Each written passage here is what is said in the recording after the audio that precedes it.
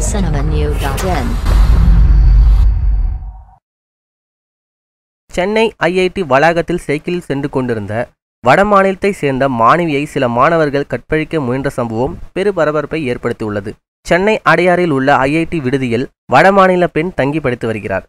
சம்பவத்தின் அன்று இரவு நேரத்தில் கல்லூரி வளாகத்திலிருந்து விடுதிக்கு சென்று கொண்டிருந்த மாணவியை சில மாணவர்கள் பின்தொடர்ந்து சென்று கையை பிடித்து இழுத்து கீழே தள்ளியுள்ளனர்.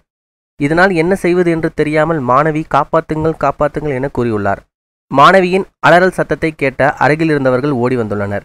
இதையடுத்து மாணவர்கள் அங்கிருந்து தப்பி ஓடியுள்ளனர். இதை பற்றி தகவல் அறிந்த போலீசார் சம்பவ இடத்துக்கு சென்று சிசிடிவி கேமரா காட்சிகளை ஆய்வு செய்ததில் சென்னையை சேர்ந்த இன்ஜினியரிங் அந்தோனி என்பது தெரிய வந்துள்ளது. ஆனால் மாணவி தனது படிப்பு பாதிக்கப்படும் என்று காவல் நிலையத்தில் புகார் அளிக்க மறுத்துவிட்டாராம். இதனால் போலீசார் வேறு ஒரு வழக்கில் மாணவன் அந்தோனியை கைது செய்து சிறையில் அடைத்தனர்.